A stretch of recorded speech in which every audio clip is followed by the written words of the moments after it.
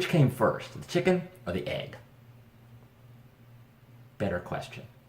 Which came first, the natural physical world or the supernatural spiritual world? Well, Hebrews 11:3 says that by faith we understand that the universe was formed at God's command, so that what is seen was not made out of what was visible. In other words, the supernatural came first and created the natural, which leads to a natural follow-up, which is more powerful.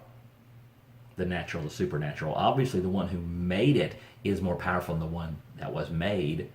The creator is always greater than his creation,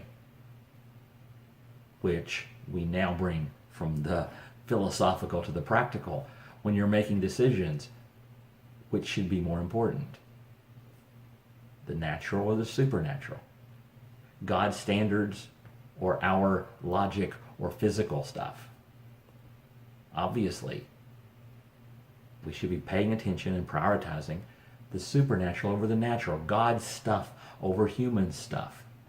Now, what if there's a conflict? Well, a lot of times there's not. If there's a bus coming at you at 60 miles an hour, then get out of the way. I think the supernatural will agree with the natural in that. And the Bible's very clear that most of the time our logic is what drives us. That God says, use your logic, use your common sense, do what's right, what makes sense. And that's what his will is.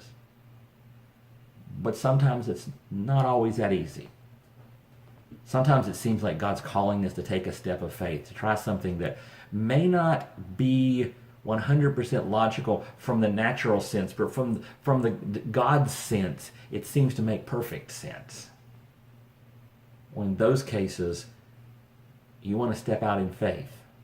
If you know what God wants you to do, because the ledge you can see isn't nearly as secure as the God who's asking you to jump.